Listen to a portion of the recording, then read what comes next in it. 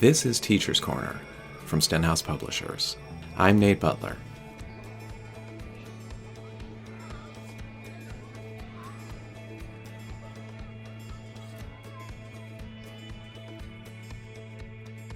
Young learners are full of questions and wonderings, so much so that sometimes they need a guide for their curiosity.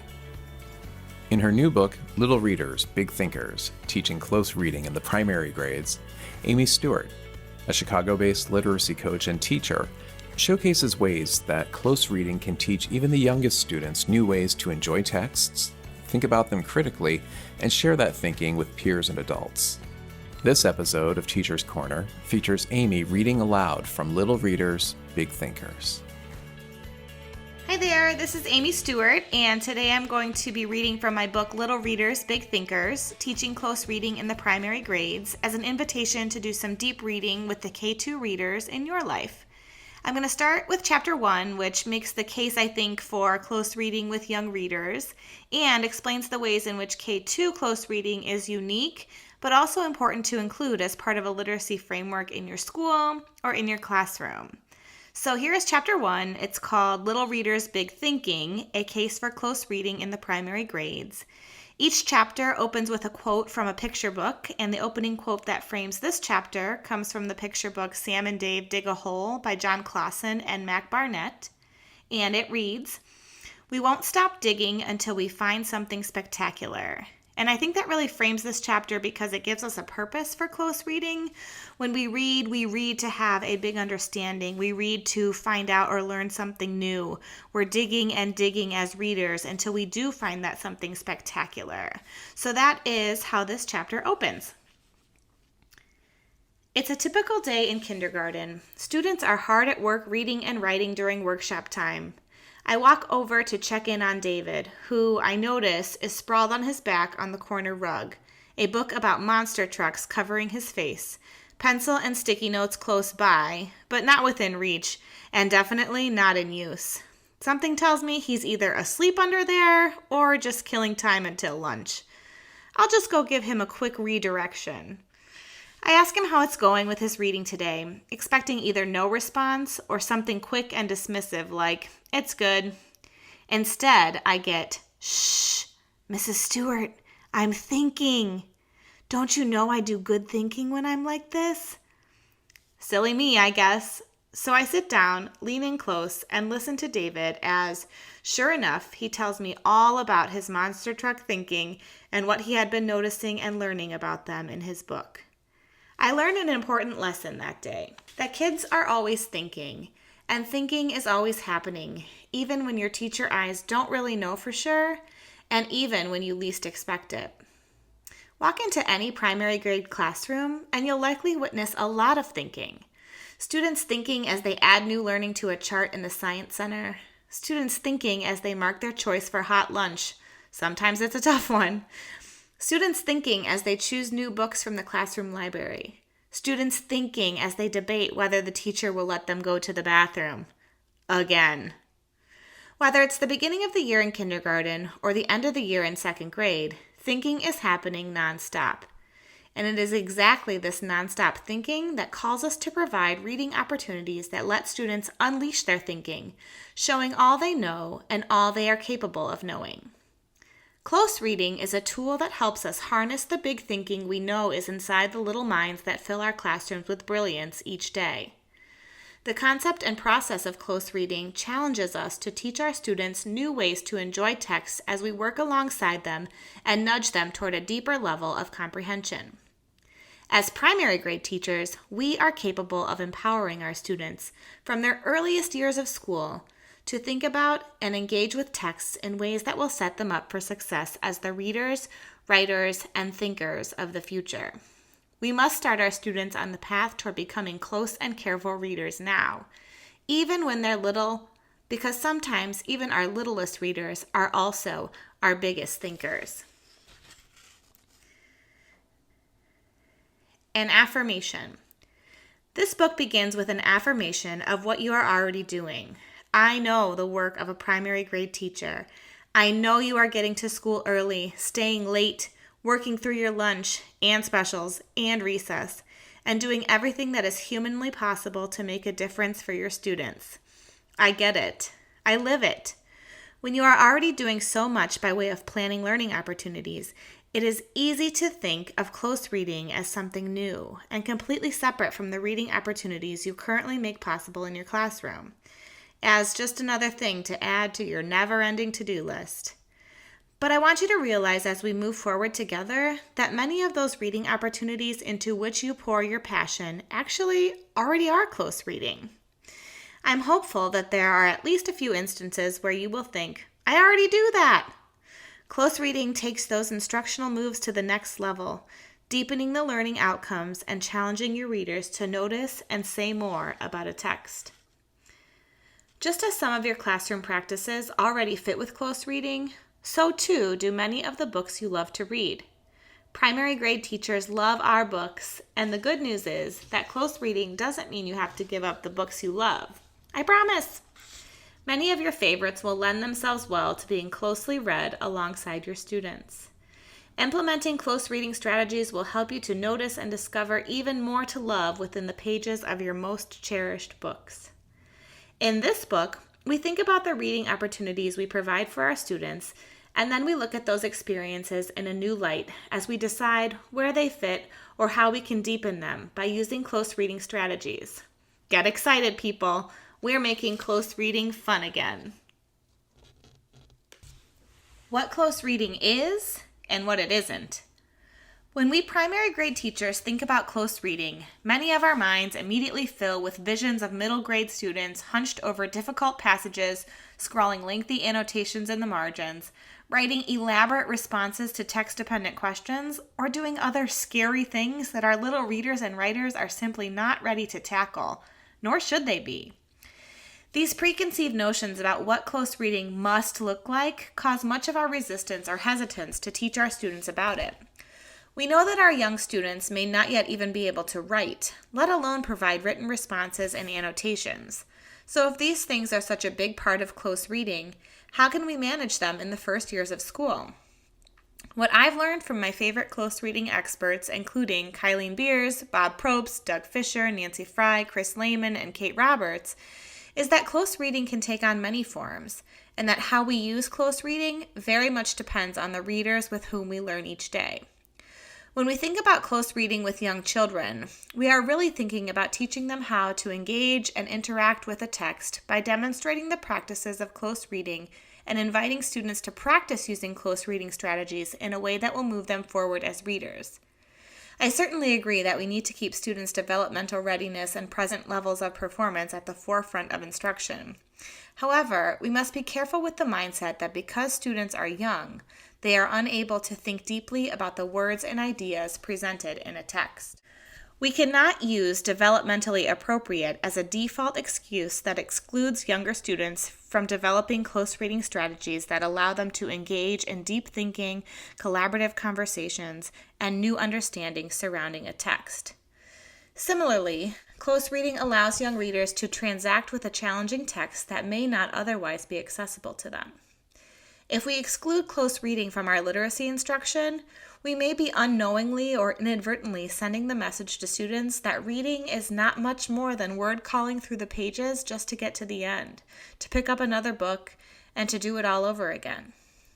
Conversely, including close reading practices as part of reading instruction at certain points throughout the year calls attention to a new, different kind of reading, one where students begin to understand that they can read a text multiple times in order to learn more about an author's craft and purpose, to engage in metacognitive practices, and to form new understandings. A place for close reading in K2. The literacy learning opportunities we provide for our primary grade students are unique, differing from those in the middle and upper grades. It is understandable to wonder, since our repertoire of essential instructional practice in literacy is already bursting at the seams, why we should even be thinking about adding on something else. Do we really need close reading?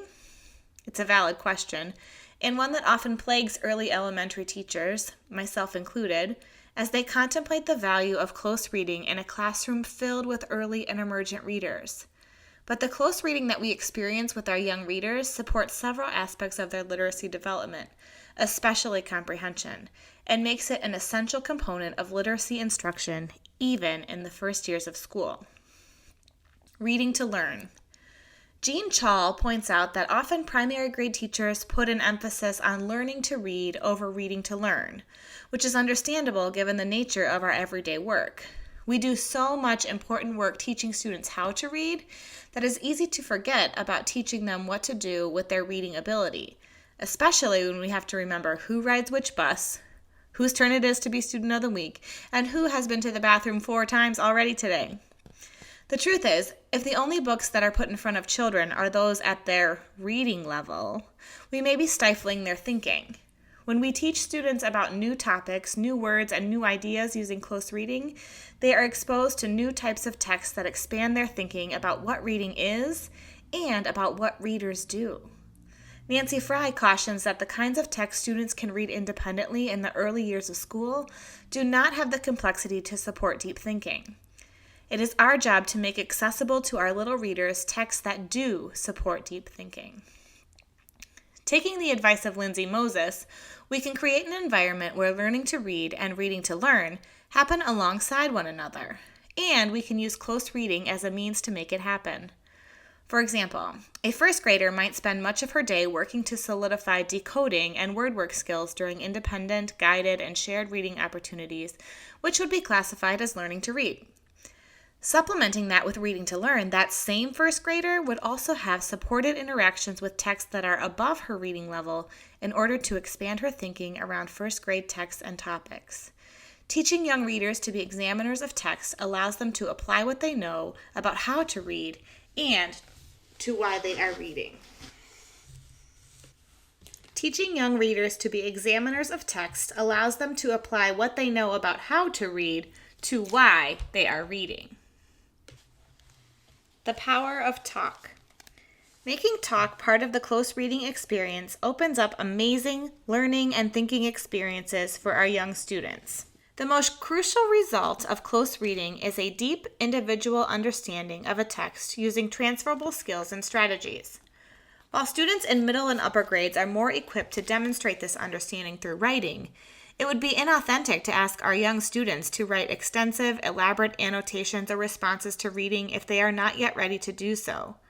Our students can, however, express the depth of their understanding by talking about their thinking during collaborative conversations and discussions with peers. Text-focused comprehension conversations allow young students to share their thinking and new learning about a text and connect it to the thinking of their peers. Through these conversations, they are able to build or solidify a true understanding of a text. Maria Walther's words ring true. Collaborative conversations are the glue that cements the learning. The idea that student talk is essential for comprehension is not a new one. James Britton writes that our classroom should float on a sea of talk. This sea is especially imperative during close reading experiences. Allowing students time to engage in text-centered talk strengthens their initial understanding of a text because it requires them to interpret their own meaning, share this meaning with their peers, and participate in a dialogue about a particular piece of text. The following conversation took place in a second grade classroom after reading the book One Plastic Bag, Isatou Ceesay and the Recycling Women of the Gambia by Miranda Paul. A group of students was discussing a student-generated question based on this narrative nonfiction text. Student 1. This book made me think about plastic bags in America. Why do you think that some places let you use plastic bags, but other places do not? Student 2. I think maybe because they don't know about the trash in the oceans. Student 3. Maybe if they knew about it, we wouldn't have plastic bags. We would just have the kind that you use over again. Student 1. But if we know about it and we are kids, then adults should know about it. Student 4. Maybe this book is trying to tell us that we can spread the word. Student 3. I agree. If more places know about the plastic, I bet they wouldn't use as much. Student 1. It is really hurting the world. This particular conversation went on to inspire some social action within the school community surrounding the use of plastic. While it is important to point out that student talk such as this does not happen overnight, This conversation exemplifies the level of comprehension that can take place through the use of spoken close reading with K2 students. Letting students have the stage. Before a read aloud, teachers naturally preview the text with students, front-loading any tricky words, introducing new concepts, and providing any information needed to understand the text. Sometimes by the time I am done previewing a book, 10 minutes have passed and I'm the only one who has done any talking or thinking. Just ask Aiden, sitting at the back of the class and ever so slyly twisting Julia's hair into knots. With close reading, there is limited front-loading, which requires the students to do more of the thinking. If we step out of the spotlight and let our students have the stage, they are able to think for themselves, rather than think about what we want them to think about. This is just one more way to let our young readers do the challenging reading is thinking work, instead of our doing it for them. The earlier we can invite students to develop their own thinking, the sooner they are able to gain and share new knowledge. Close reading and inquiry learning. Inquiry instruction, according to Harvey Daniels, is building instruction out of children's curiosity. If your students are anything like mine, their curiosity is seemingly limitless. Our little learners are full of questions and wonderings, so much so that sometimes they need a focal point or topic to guide their curiosity.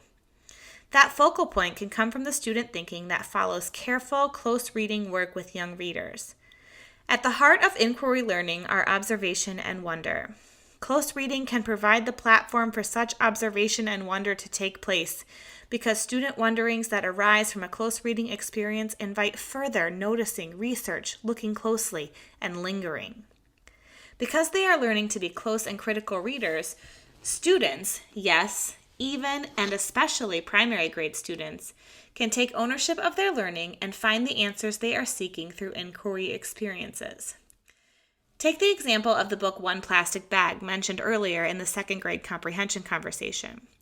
Learning from this text through multiple readings allowed students to form opinions, take stances, and most importantly, ask questions. Because we took the time as a class to give this text the attention it deserved, my students were able to craft their own learning experiences based on what they still wanted to know or what this book inspired them to do. One group of students wanted to do more research about plastic pollution, while another group of students wanted to stand on Isatu's shoulders as they learned more about what they could create by repurposing plastic bags.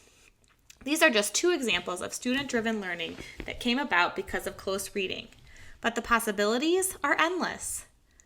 Close reading and inquiry experiences go hand in hand as students use their learning from a text to help them solve a problem, answer a question, or simply find out more.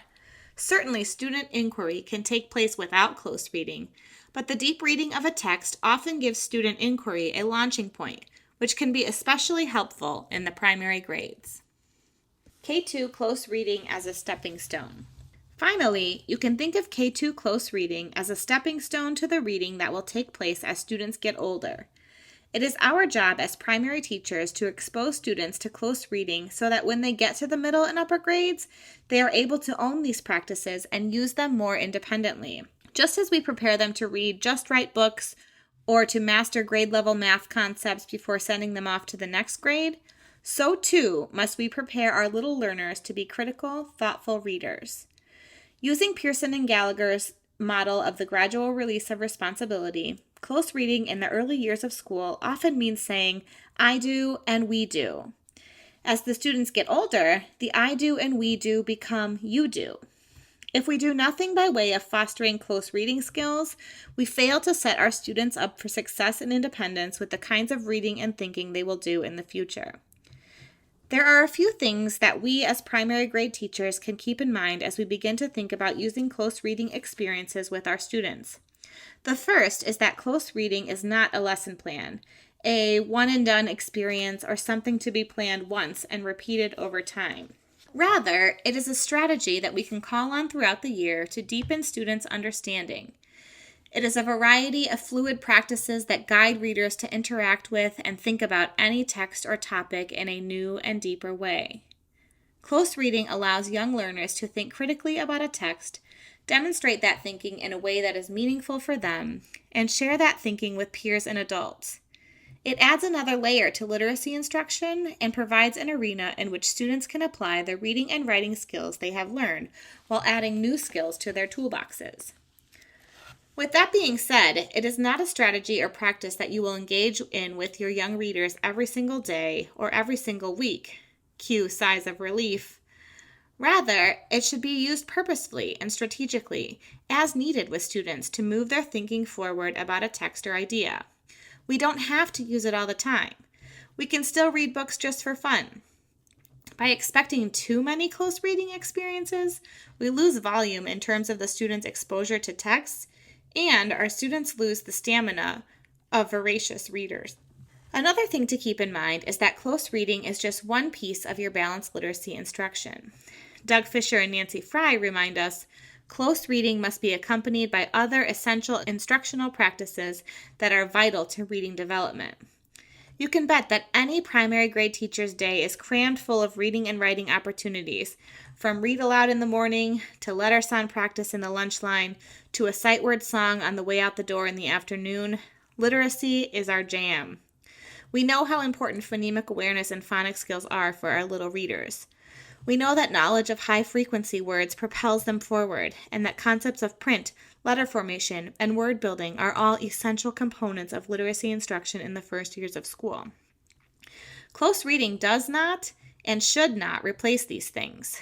What close reading should do is provide a context in which these skills can be practiced, applied, and transformed into real reading experiences. We are not forgetting about phonemic awareness, phonics, or word study, but rather folding those things into a close reading experience. For example, students can annotate a text with a phonics or word study focus in mind. Instead of annotating for meaning or clarity, young readers can mark up a text by locating specific letters, words, or word chunks. Differentiating between or identifying types of sentences can also be a focus of annotation for students working to secure that particular skill. Likewise, close reading can also be used to find mentor sentences or passages for use during writing workshop. As you or your students notice an author's move that could be replicated in students' writing, call attention to it and use it as an instructional piece during a writing mini lesson. While using close reading strategies with an informational article, my students and I noticed that the text was separated into sections, each with a different heading. This is a structure that my students could choose to use when writing their own informational pieces. We were able to revisit this same article during writing workshop and examine the text structure even further. Finally, our little readers need our guidance and support throughout most, if not all, of the close reading process. Close reading is not simply putting a too hard text in front of students and then subsequently pulling our hair out when they don't get it. Rather, as Fisher, Fry, and Lapp say, the habit of close reading doesn't simply develop. It must be purposefully taught, beginning in the first years of school. Fisher and Fry give permission for teachers to be the reader of the text in the primary grades, going so far as to call close reading in the early grades close listening. We support students as they think about and talk about texts that we have made accessible to them through reading aloud, and we provide scaffolds for success along the way. We teach them what close reading means and show them what close readers do. Our students are always working toward independence with close reading, but we must know and understand that this independence may not be reached during the primary years of school. That's okay. While the readers in front of us may not yet be able to read the text we have chosen, they can transfer the skills and strategies we are using to uncover big ideas and new understandings. Exposing students to close reading and supporting them as they try out deeper reading strategies will set them up for future reading success and expand their capabilities as readers. Close reading and the Common Core state standards. They say you never forget where you were or what you were doing when big events take place. That's sort of how it was with the Common Core state standards for me. The year was 2010. I had felt I was finally getting a handle on this teaching thing. As we teachers were going about our merry ways, our new, albeit forced, BFFs, the standards, burst into our lives. True, we knew they were coming, but that somehow did not make the transition, read, panic, any easier. Read closely, they said. It will be fun, they said. The CCSS shifted a lot of what I thought I knew. Close reading, complex text, and evidence-based thinking became everyday topics in our schools, leaving many of us wondering how to make sense of them all in relation to our young readers. Somewhere along the way, perhaps in our frenzy to learn the standards, unpack the standards, teach the standards, and meet the standards, close reading got turned and twisted into something too hard and too scary to use with young readers. We lost ourselves in these new expectations before we even gave ourselves a chance to think about their implications in our classrooms. Now that we've been working with the Common Core or other high-level standards for several years, we understand their rigor and complexity a little more and are better able to understand how to make these higher standards attainable for our students. The truth is, while the standards have mandated many of the end-of-year outcomes of our teaching, they have not regulated how we go about reaching those outcomes with our students. This is both good and less good, in my opinion. On one hand, the Common Core puts its trust in teachers to design instruction and learning opportunities that enable students to read and analyze complex texts, understand those texts both explicitly and inferentially, and provide text evidence that supports their thinking. We are trusted, at least by the Common Core, to, get this, teach. On the other hand, we are often left wondering if we're doing it right or if our students are meeting the standards as intended. Keep in mind, though, that while standards may come and go, best practices endure. The instructional moves we know to be best for our students are not tied to standards, and we should not waver from good practice just to meet a standard.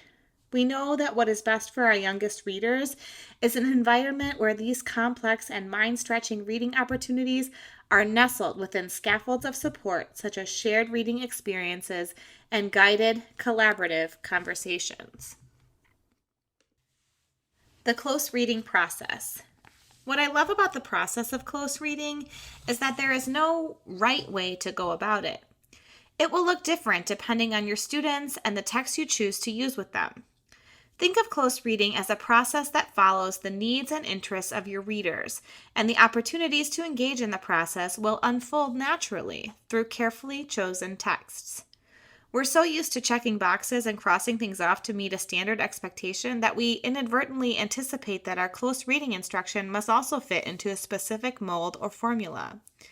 Continuous or formulaic repeated readings of text have the potential to create a mundane experience that can chip away at students' love of reading.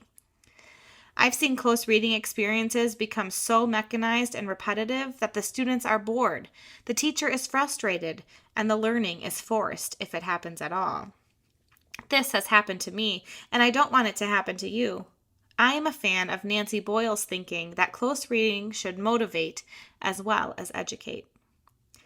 Implementing close reading should not feel forced or cause us to lose the authenticity and ingenuity of our instruction.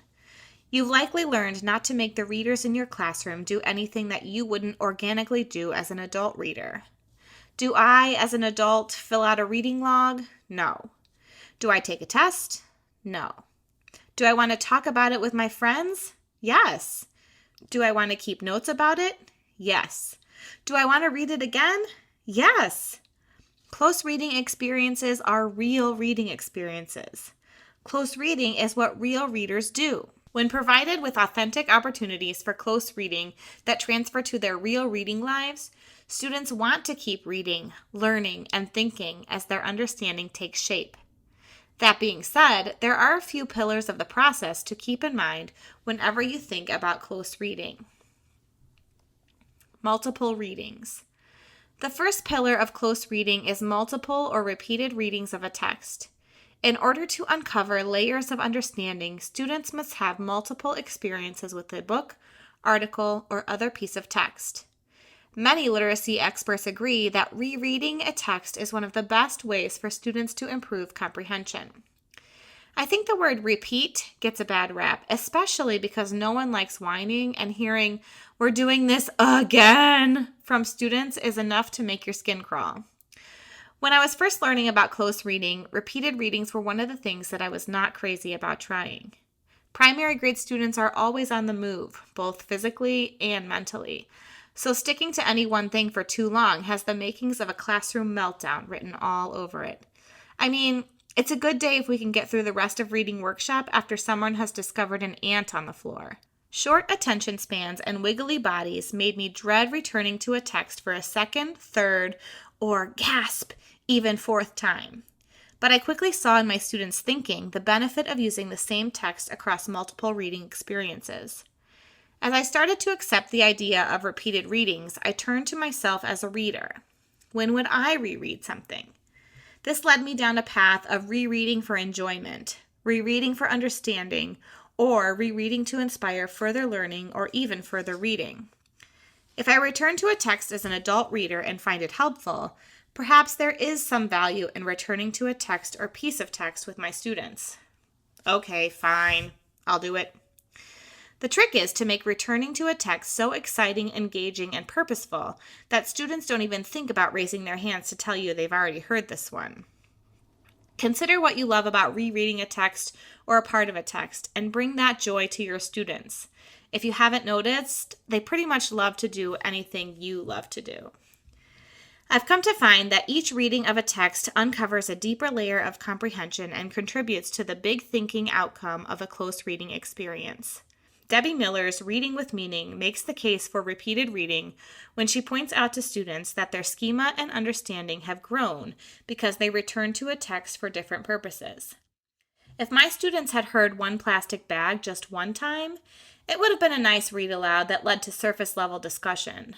But because we revisited pieces of the text over multiple days, my students were able to grab a hold of concepts and ideas that moved them forward as learners and allowed them to think about making a difference in their own small way. When we invite and encourage multiple readings of a text, we help our students make meaning more profoundly and in different ways. There is no set amount of readings that is standard across the board or that works with every reader in every classroom. A text that lends itself to 3 readings with one group of students may require 5 readings with another group, and different texts require varying degrees of digging deeper, so the amount of time spent with them will differ. Try not to feel as though your close reading experiences must be limited solely to a first, second, and third reading. It is easy to fall into a formulaic pattern, meaning a set number of readings and the same corresponding learning opportunities. The only thing that changes is the text. While this is a good starting point, I certainly started this way, try not to get stuck here. Realize that different texts present readers with different opportunities for learning, and that the number of reading engagements required for our students to do some big thinking will vary from text to text. Give yourself permission to allow your little readers the time they need with a text in order for their thinking to evolve and for them to be able to appreciate a book or article with full understanding. Text-dependent questions. The second pillar of close reading is text-dependent questions. Questions ranging from the literal to the inferential are sprinkled throughout the multiple readings of a text, allowing students to engage in discussions that help shape their understanding. These opportunities for collaborative conversations are essential to close reading because they invite students to think about a text in multiple ways as they learn to support their thinking with text evidence. Text-centered discussions often lead students toward an understanding that reaches beyond the book, article, or piece of text being read. For example, as my first grade students discussed animal movement, their thinking stretched from simply the information in the article to include accounts of their experiences, what they'd seen animals do, and other tidbits from their schema to help each other improve their understanding and make connections with the text. The great thing about questioning and discussion is that even our primary grade readers can participate. They don't need to be able to read or write independently in order to engage in thinking about a text. With our guidance and support, students learn to respond to the kinds of questions asked of close readers and to support their ideas with evidence from the text. Examples of these questions include, how do you know? What makes you think that? What clues from the text help you to understand? The chapters that follow provide several ideas for teaching young readers about text-dependent questions and text evidence. Talking, writing, and drawing. Earlier in this chapter, we explored the writing expectations and independence of older students versus younger students. For K2 students, speaking and listening opportunities often take the place of written responses in order to provide oral language experiences that support comprehension. However, honoring what students can do, we want to give them the chance to exercise a third pillar of close reading, which involves independently writing or drawing their thinking in some instances. But we must also note that written annotations and reading responses will look different in the primary grades. I often relied on shared or whole class writing experience to document K2 student thinking and response. Allowing students to draw their thinking is another important way to document immediate thinking about a text and can be a useful indicator of a student's level of comprehension. Noticing and naming close reading. Every time we engage in learning opportunities that involve close reading, it is important to name them as close reading so that our students become familiar with the term and begin to associate it with big thinking, conversations, questions, and repeated readings. This is the fourth pillar of close reading.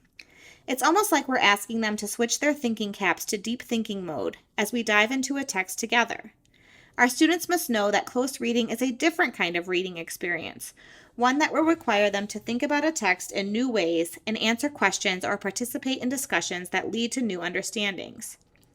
While much of the literacy learning your students engage in may already be inadvertently teaching them to be close and careful readers, chances are they don't know that they are practicing their close reading skills when engaging in these activities. We want them to know that close reading is something that readers do. Using the language of close reading helps them understand the ways in which this type of reading differs from all the other reading and writing work they engage in on a daily basis. We can say to them, "Friends, sometimes when we do a lot of thinking about one text, we call it close reading." It's almost as if we have a magnifying glass and we are zooming in to learn everything we can about a book. In addition to noticing and naming close reading as such, it is important to also name and teach about other terms that go hand in hand with close reading. Here I'm talking mainly about the word text. I know, can't we just call it a book, article, or whatever else it actually is? Yes, we can, but the word text should be used interchangeably so that students become familiar with it. Then, by the time they get to third grade, they will be well prepared for their reading discussions. I'm also talking about other terms such as evidence and annotate. It is easy to assume that our students know what we mean when we use these terms, but really, they may have no idea. Many lessons teaching about text, evidence, and annotation are crucial if we want our students to understand what close reading is and how or when they engage in it. Subsequent chapters offer ideas for making these often unfamiliar words meaningful for even our youngest readers. Putting it all together. Close reading practices, when used appropriately with young readers, have the potential to inspire, engage, and serve as a foundation for further reading and learning to take place. By shifting our mindset from thinking of close reading as an extra activity to seeing it as an all-encompassing reading experience, we make it an essential component of early literacy instruction. Close reading can include many other aspects of reading instruction that are the heart and soul of the early years of school. Rather than causing your literacy instruction to burst at the seams, close reading can be the seam that holds your literacy instruction together and gives it a place and a purpose. In an era of higher standards, our students need to be exposed to texts that will open their minds, allowing them to showcase all their big thinking. Working alongside our young readers, we are able to help uncover their ideas and wonderings as they apply their literacy learning and schema to a text or topic.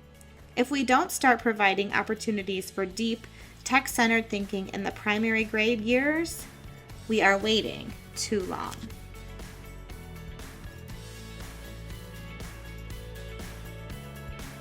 Little Readers, Big Thinkers, Teaching Close Reading in the Primary Grades is available now at stenhouse.com. We hope you enjoyed this episode of Teacher's Corner, and we'd love to hear from you. Please send your questions and comments to us at marketing@stenhouse.com. Thanks for listening.